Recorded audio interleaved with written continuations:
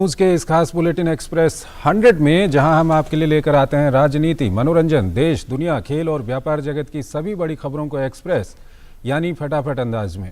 मैं हूं चंद्रशेखर जोशी। तो आइए शुरू करते हैं तेज खबरों का सिलसिला। नई संसद में पहले दिन लोकसभा में नारी शक्ति वंदन विधेयक 2023 यानी महिला आरक्षण विधेयक पेश किया गया। प्रधानमंत्री ने लोकसभा में कहा कि नारी शक्ति वंदन अधिनियम लोकतंत्र को और मजबूत करेगा। प्रधानमंत्री ने नीति निर्माण में अधिक महिलाओं को शामिल करने की आवश्यकता पर जोर दिया ताकि राष्ट्र में उनका योगदान और बढ़ सके। प्रधानमंत्री ने देश की तमाम महिलाओं को आश्वस्त किया वो इस विधेयक को कानून बनाने के लिए प्रतिबद्ध हैं। उन्होंने दोनों सदनों से विधेयक को सर्वसम्मति से पारित कराने का अनुरोध किया। महिला आरक्षण विधेयक को केंद्रीय विधि एवं न्याय राज्य मंत्री स्वतंत्र प्रभार अर्जुन राम मेघवाल ने पेश किया। ये संविधान का 128वां संशोधन विधेयक होगा। महिला आरक्षण विधेयक के लिए संविधान के अनुच्छेद 330A, 332, 334A में बदलाव किया जाएगा। विधेयक के पारित होने पर लोकसभा, दिल्ली विधानसभा सहित अन्य राज्य विधानसभाओं में महिलाओं को 33% आरक्षण दिया जाएगा। केंद्रीय विधि एवं न्याय राज्य मंत्री स्वतंत्र प्रभार अर्जुन राम मेघवाल ने कहा कि महिला आरक्षण विधेयक के अधिनियम बनने के बाद लोकसभा में महिला सांसदों की न्यूनतम संख्या 181 हो जाएगी। वर्तमान में लोकसभा में 82 महिला सांसद हैं। महिला आरक्षण विधेयक में संविधान संशोधन के माध्यम से राष्ट्रीय राजधानी दिल्ली, लोकसभा और राज्य विधानसभा में आरक्षण संबंधित प्रावधानों में बदलाव किया जाएगा। साथ ही इसे 15 साल के लिए लाया जाएगा, जिसका समय आगे बढ़ाया जा सकता है। पहली बार 13 जुलाई 1998 को लोकसभा में कानून मंत्री एम थंबीदुरई ने इस महिला आरक्षण विधेयक को सदन के पटल पर पेश करने की कोशिश की, लेकिन राष्ट्रीय जनता दल आरजेडी और समाजवादी पार्टी ने इसका विरोध किया था। प्रधानमंत्री नरेंद्र मोदी, राज्यसभा के सभापति और उपराष्ट्रपति जगदीप धनखड़, लोकसभा अध्यक्ष ओम बिरला और अन्य सांसद आज के संसद सत्र से पहले संयुक्त फोटो सेशन के लिए एकत्रित हुए। केंद्रीय मंत्री अनुप्रिया पटेल ने पुराने संसद भवन से नई संसद भवन के स्थानांतरण को ऐतिहासिक के साथ साथ भावुक क्षण बताया। उन्होंने नए संसद भवन में प्रधानमंत्री के नेतृत्व में अमृतकाल में कई और ऐतिहासिक फैसले लिए जाने की उम्मीद जताई। महिला आरक्षण बिल पर भाजपा सांसद रमा देवी ने कहा कि आज महिला आरक्षण बिल पेश हुआ। बहुत समय से महिला आरक्षण बिल की प्रतीक्षा थी, आज ये प्रतीक्षा समाप्त हुई। महिला आरक्षण बिल पर अभिनेत्री कंगना रनौत ने कहा, ये एक अद्भुत विचार है। ये सब हमारे माननीय प्रधानमंत्री मोदी और इस सरकार और महिलाओं के उत्थान के प्रति उनकी विचारशीलता के कारण है। महिला आरक्षण बिल पर शतरंज खिलाड़ी तानिया सचदेव ने कहा कि भारत की महिलाओं के लिए ये ऐतिहासिक पल है और जो भी संसद में महिला प्रतिनिधि आएंगी उनके लिए ये बहुत ही प्रोत्साहन की बात है। केंद्रीय मंत्री अनुराग ठाकुर ने नए संसद भवन में आमंत्रित महिलाओं को मिठाई बांटी। महिला आरक्षण बिल पर लोक जनशक्ति पार्टी रामविलास के अध्यक्ष चिराग पासवान ने दिल्ली में कहा कि मुझे खुशी है कि आज सशक्त रूप में नारी शक्ति वंदना के रूप में इस बिल को प्रस्तुत किया गया है। संसद में चल रहे विशेष सत्र के साथ ही देश को नया संसद भवन मिल रहा है। इसके साथ ही संसद भवन की सुरक्षा में तैनात सुरक्षाकर्मी भी नई वर्दी में नजर आए। अब तक संसद की सुरक्षा में तैनात सुरक्षाकर्मी सफारी सूट पहनते थे। गणेश चतुर्थी के मौके पर संकल्प से सिद्धि की ओर एक नए विश्वास के साथ प्रधानमंत्री नरेंद्र मोदी, केंद्रीय गृह मंत्री अमित शाह, रक्षा मंत्री राजनाथ सिंह, केंद्रीय मंत्री पीयूष गोयल, नितिन गडकरी और अन्य सांसदों ने नए संसद भवन में प्रवेश किया। प्रधानमंत्री नरेंद्र मोदी ने नए संसद भवन में प्रथम सत्र को संबोधित करते हुए सभी सांसद और देशवासियों को बधाई दी। पीएम मोदी ने कहा कि भारत नए संसद भवन में नए संकल्प बढ़ेगा। प्रधानमंत्री नरेंद्र मोदी ने कहा कि संसद के नए भवन में आजादी के पर्व का गवाह रहा सेंगोल मौजूद है। ये देश की भावी पीढ़ी को भी प्रेरणा देता रहेगा। राज्यसभा में पीएम मोदी ने कहा कि नया संसद भवन केवल एक नई बिल्डिंग बस नहीं है, बल्कि ये एक नई शुरुआत का प्रतीक भी है। ये सदन देश के 140 करोड़ नागरिकों में एक नई ऊर्जा, आशा और विश्वास पैदा करने वाला है। पीएम मोदी ने कहा कि यह अवसर कई मायनों में अभूतपूर्व है। आजादी के अमृतकाल का ये उषा काल है और भारत अनेक सिद्धियों के साथ नए संकल्प लेकर नए भवन में अपना भविष्य तय करने के लिए आगे बढ़ रहा है। प्रधानमंत्री नरेंद्र मोदी ने नए संसद भवन में जाने से पहले पुराने संसद भवन के सेंट्रल हॉल में सांसदों से मुलाकात की। संसदीय कार्य मंत्री प्रहलाद जोशी ने कहा कि नया संसद भवन उभरते भारत का प्रतीक है। ये नया संसद भवन 2047 तक प्रधानमंत्री की परिकल्पना के अनुसार एक विकसित राष्ट्र का मार्ग प्रशस्त करेगा। भाजपा सांसद मेनका गांधी ने कहा कि आज एक ऐतिहासिक दिन है और मुझे इस ऐतिहासिक क्षण का हिस्सा बनने पर गर्व है। लोकसभा में सबसे बड़े विपक्षी दल के नेता अधीर रंजन चौधरी ने कहा कि सेंट्रल हॉल एक ऐतिहासिक जगह है। उन्होंने भारत को वर्ष 2047 तक विकसित राष्ट्र बनाने के लिए चुनौतियों से पार पाने की बात कही। संसद में विपक्ष के नेता मल्लिकार्जुन खड़गे ने कहा कि संसद भवन ने पिछले 75 वर्षों में हमारे संसदीय लोकतंत्र के विकास को देखा है। उन्होंने कहा कि सभी सदस्य नए भवन में जाने के साथ ही पुराने भवन को याद भी करेंगे। केंद्रीय मंत्री पीयूष गोयल ने कहा कि नए संसद भवन में प्रवेश करना सभी सदस्यों के लिए आजीवन यादगार पल रहेगा। उन्होंने कहा कि संसद देश की तमाम विविधताओं के बावजूद राष्ट्रीय एकता का प्रतीक है। लोकसभा अध्यक्ष ओम बिरला ने नए संसद भवन को देश की नई उम्मीद बताते हुए देश के शहीदों और महान नेताओं को याद किया। उन्होंने कहा कि विश्व के सबसे बड़े लोकतंत्र होने के नाते हमारी संसद देश को विकसित बनाने के लिए हर एक मुद्दे पर सकारात्मक चर्चा करे। उपराष्ट्रपति जगदीप धनखड़ ने भी सांसदों को संबोधित किया और कहा कि संसद की नई इमारत भारत मंडपम और यशोभूमि दुनिया की सर्वश्रेष्ठ कृतियों में शामिल है। केंद्रीय वित्त मंत्री निर्मला सीतारमण दिल्ली में किसान ऋण पोर्टल और घर घर केसीसी अभियान के शुभारंभ कार्यक्रम में शामिल हुई। इस मौके पर निर्मला सीतारमण ने क्षेत्रीय ग्रामीण बैंकों के तकनीकीकरण की ओर ध्यान देने की बात कही। भारत के महत्वाकांक्षी सूर्य मिशन आदित्य L1 हर रोज सफलता के नए कीर्तिमान स्थापित कर रहा है। इसरो ने जानकारी दी है कि आदित्य L1 ने ट्रांसलैग्नेशियन पॉइंट 1 इंसर्शन मैन्यूवर को सफलतापूर्वक पूरा कर लिया है। आदित्य L1 अब अंतरिक्ष यान उस स्थान पर पहुंच गया है जहां से ये सूर्य के L1 पॉइंट की ओर जाएगा। यान को 110 दिनों के बाद एक प्रक्रिया के माध्यम से L1 के आसपास की कक्षा में स्थापित किया जाएगा। मध्य प्रदेश के सागर में भारतीय जनता पार्टी ने जन आशीर्वाद यात्रा का आयोजन किया। इस जन आशीर्वाद यात्रा में उत्तराखंड के मुख्यमंत्री पुष्कर सिंह धामी और मध्य प्रदेश के मुख्यमंत्री शिवराज सिंह चौहान समेत काफी संख्या में लोग शामिल हुए। नए संसद में आज महिला आरक्षण बिल पेश किया गया। पटना में महिला भाजपा कार्यकर्ताओं ने लोकसभा में महिला आरक्षण बिल पेश होने का जश्न मनाते हुए होली खेली।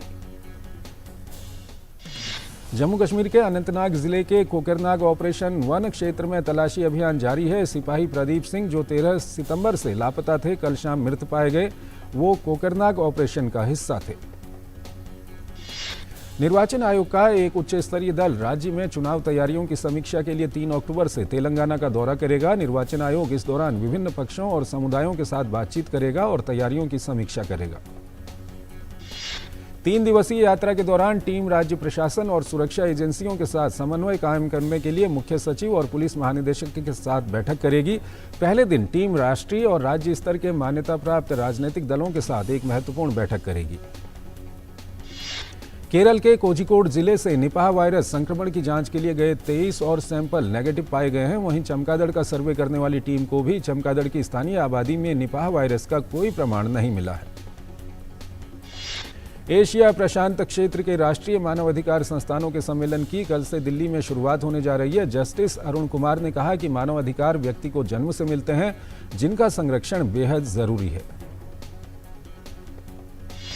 कर्नाटक के उप मुख्यमंत्री DK शिवकुमार ने कहा कि उनकी सरकार कावेरी जल प्रबंधन प्राधिकरण के आदेश को चुनौती देने के लिए उच्चतम न्यायालय में जाएगी, जिसमें राज्य को अगले 15 दिनों के लिए तमिलनाडु को 5000 क्यूसेक पानी जारी रखने के लिए कहा गया है।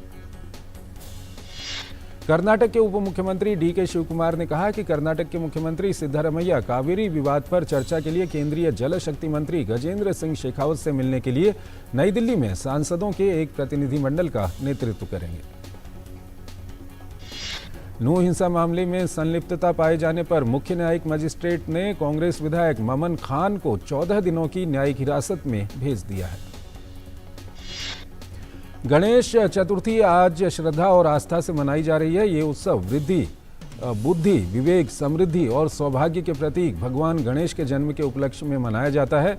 देश के कई भागों में 10 दिन तक चलने वाले उत्सव के दौरान घरों और पूजा स्थलों में गणेश प्रतिमाएं स्थापित की गई है। देश भर में गणेश चतुर्थी का त्योहार हर्षोल्लास के साथ मनाया जा रहा है। मुंबई के सिद्धिविनायक मंदिर में गणेश चतुर्थी का त्योहार मनाने के लिए भक्तों की भारी भीड़ के साथ पहली आरती की गई। महाराष्ट्र में गणपति महोत्सव विशेष हर्षोल्लास से मनाया जा रहा है। मुंबई में गणेश चतुर्थी के अवसर पर लाल बागचा राजा पंडाल में गणेश चतुर्थी समारोह पर श्रद्धालुओं की भारी भीड़ उमड़ी। मुंबई के खेतवाड़ी में महाराष्ट्र की सबसे बड़ी 45 फुट की गणेश प्रतिमा बनाई गई।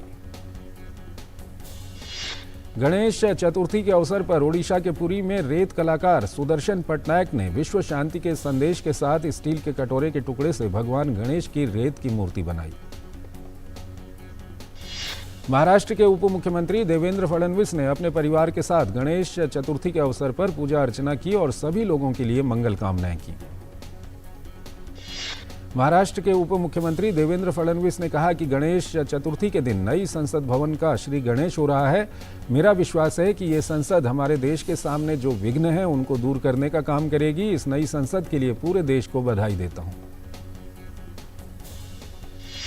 कोयंबटूर के तमिलनाडु में गणेश चतुर्थी के अवसर पर एक छात्र ने 20 देशों के ध्वज प्रतीकों के साथ G20 भगवान गणेश को डिजाइन किया और मंदिर में भक्तों ने आरती की। तमिलनाडु में यह हुआ। प्रधानमंत्री नरेंद्र मोदी ने गणेश चतुर्थी के पावन अवसर पर देशवासियों को बधाई और शुभकामनाएं दी हैं। प्रधानमंत्री ने अपने संदेश में कहा कि देश भर के मेरे परिवारजनों को गणेश चतुर्थी की मंगल कामनाएं। विघ्नहर्ता विनायक की उपासना से जुड़ा ये पावन उत्सव आप सभी के जीवन में सौभाग्य, सफलता और संपन्नता लेकर आए। मध्य प्रदेश के मुख्यमंत्री शिवराज सिंह चौहान ने गणेश चतुर्थी के अवसर पर अपने आवास में गणेश चतुर्थी की पूजा की। पुणे में आरएसएस प्रमुख मोहन भागवत ने श्रीमंत दगड़ू शेठ हलवाई मंदिर में गणेश चतुर्थी के मौके पर पूजा अर्चना की और सभी लोगों के लिए मंगल कामनाएं की। सीबीआई ने मुंबई की कंपनी मंधाना इंडस्ट्रीज के खिलाफ प्राथमिकी दर्ज की है। कंपनी पर बैंक ऑफ बड़ौदा की अगुवाई वाले बैंकों के गठजोड़ के साथ 975 करोड़ रुपए की कथित धोखाधड़ी का आरोप है। Salasar techno engineering limited STEL को अफ्रीका में करीब 75 करोड़ रुपए का बिजली पारेषण संबंधी ठेका मिला है।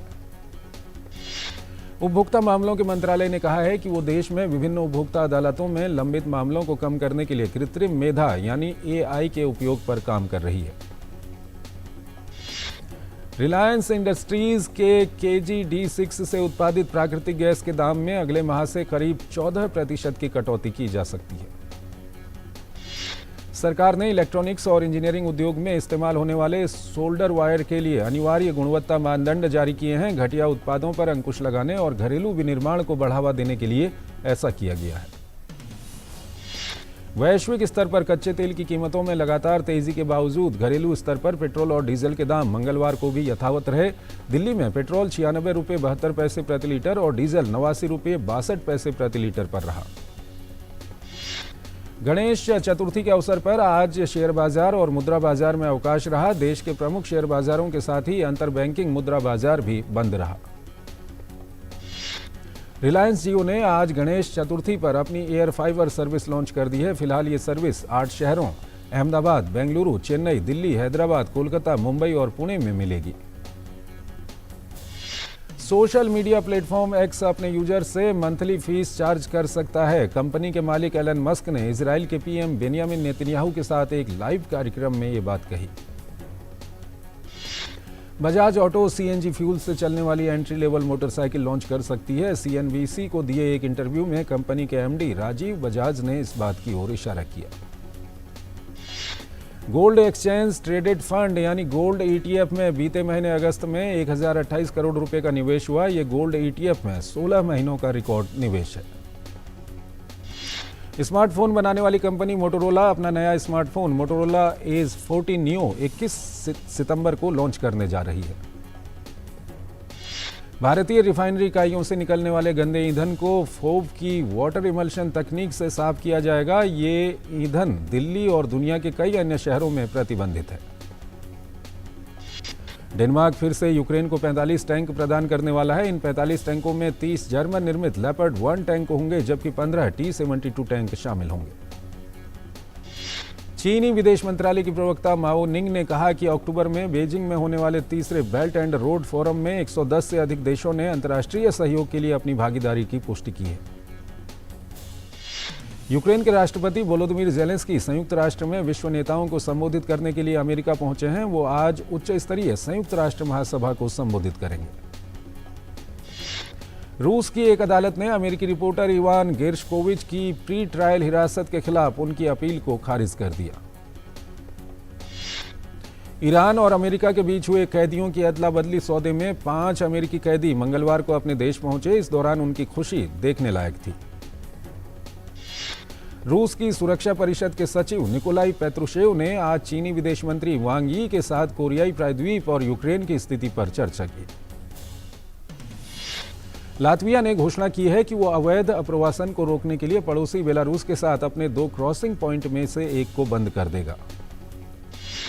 ब्रिटेन के महाराज किंग चार्ल्स 20 से 22 सितंबर तक फ्रांस की राजकीय यात्रा पर हैं। उनके इस दौरे को दोनों देशों के बीच संबंधों को फिर से बनाने के अवसर के रूप में देखा जा रहा है।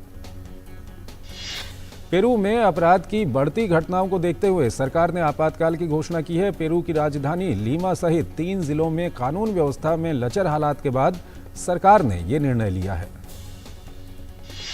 एशियन गेम्स में फुटबॉल के मुकाबले शुरू हो गए हैं। भारतीय फुटबॉल टीम में भारतीय टीम को चीन के हाथों 5-1 से शिकस्त का सामना करना पड़ा है। वहीं वॉलीबॉल में पूल सी के मुकाबलों में भारतीय पुरुष टीम ने जीत के साथ अपने अभियान की शुरुआत की है। भारत की युवा निशानेबाज निश्चल ने ISSF विश्व कप में महिलाओं की 50 मीटर राइफल 3 पोजीशन में रजत पदक जीता। ये उनका सीनियर स्तर पर पहला विश्व कप था। केंद्रीय खेल मंत्री अनुराग सिंह ठाकुर ने 4 खिलाड़ियों विकास नरवाल, अनिल कुमार, संजना सुनील जोशी और दिनेश राजशेखरन को सहायता राशि प्रदान की। भारतीय क्रिकेटर चेतेश्वर पुजारा को एक काउंटी मैच से निलंबित कर दिया गया है।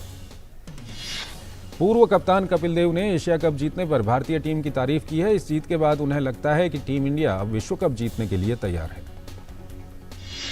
ऋषभ पंत भले ही आगामी विश्व कप में खेलने के लिए फिट नहीं है, लेकिन ऑस्ट्रेलिया के दिग्गज क्रिकेटर एडम गिलक्रिस्ट का मानना है कि इस विकेटकीपर बल्लेबाज ने पिछले 6 वर्षों में अपनी अमिट छाप छोड़ी है। चैंपियंस लीग में स्पेनिश दिग्गज बार्सिलोना भी आज से अपने अभियान की शुरुआत करने जा रही है। टीम का पहला मुकाबला ग्रुप H में रॉयल एंटवर्प से होगा। चैंपियंस लीग में आज देर रात गत विजेता मैनचेस्टर सिटी अपने अभियान की शुरुआत करने जा रही है। ग्रुप G में मैन सिटी का सामना रेड स्टार बेलग्रेड से होने जा रहा है। पेप गार्डियोला का कहना है कि मैनचेस्टर सिटी ने केवल एक चैंपियंस लीग जीतकर कुछ खास नहीं किया है। चैंपियंस लीग के एक अन्य ग्रुप मुकाबले में French club Paris Saint Germain का सामना जर्मन क्लब बोरुसिया डॉर्टमंड से होगा। आज रात चैंपियंस लीग में न्यूकासल यूनाइटेड और AC मिलान के बीच ग्रुप F का मैच खेला जाएगा। जर्मनी के midfielder Julian Draxler Paris Saint Germain को छोड़कर कतर के क्लब अल अहली से जुड़ गए हैं। प्रीमियर लीग में देर रात खेले गए एक मुकाबले में नॉटिंघम फॉरेस्ट ने बर्नले के खिलाफ ड्रॉ खेला। 2018 राष्ट्रमंडल खेलों में स्वर्ण पदक जीतने वाली टीम का हिस्सा रही इंग्लैंड की चेल्सी पिटमैन ने अंतर्राष्ट्रीय नेटबॉल से संन्यास की घोषणा की है। तरसेम सिंह धंधवार निर्देशित फिल्म डियर जस्सी ने 48वें टोरंटो अंतर्राष्ट्रीय फिल्म महोत्सव में सर्वश्रेष्ठ फिल्म का अवार्ड जीता है। जाने माने फिल्मकार SS Rajamouli film made in India बनाने जा रहे हैं। ये फिल्म भारतीय सिनेमा की कहानी बयां करेगी। मशहूर हास्य अभिनेता संजय मिश्रा की फिल्म गुठली लड्डू का ट्रेलर रिलीज हो गया है। फिल्म 13 अक्टूबर को सिनेमाघरों में रिलीज होगी। अमिताभ बच्चन, टाइगर श्रॉफ और कीर्ति सेनन की अपकमिंग फिल्म गणपत का नया पोस्टर जारी हुआ। इसमें कीर्ति सेनन दमदार भूमिका में नजर आ रही हैं। बंगाली सुपरस्टार जीत की आने वाली फिल्म मानुष का फर्स्ट लुक जारी किया गया। यह फिल्म 24 नवंबर को रिलीज होगी। बॉलीवुड अभिनेत्री करीना कपूर फिल्म सिंघम अगेन में काम करती नजर आ सकती हैं। वहीं अभिनेता अर्जुन कपूर फिल्म में विलेन की भूमिका निभाएंगे। मशहूर हास्य अभिनेता अरशद वारसी एक साइकोलॉजिकल थ्रिलर फिल्म में राजनेता का किरदार निभाते नजर आएंगे। आज देश भर में गणेश चतुर्थी के त्योहार के बीच अभिनेता कार्तिक आर्यन मुंबई के फेमस लाल बागचा राजा के दर्शन करने पहुंचे। अभिनेता जैकी श्रॉफ अक्सर अपने संघर्षों के बारे में बात करते रहते हैं। हाल ही में उन्होंने खुलासा किया कि उन्होंने अपने जीवन के 33 साल एक चौल में बिताए हैं। अभिनेत्री परिणीति चोपड़ा और आप सांसद राघव चड्ढा 24 सितंबर को उदयपुर में शादी करेंगे। इसके लिए धूमधाम से तैयारियां शुरू हो गई हैं। तो इस बुलेटिन में फिलहाल इतना ही। आप बने रहिए डीडी न्यूज के साथ। नमस्कार।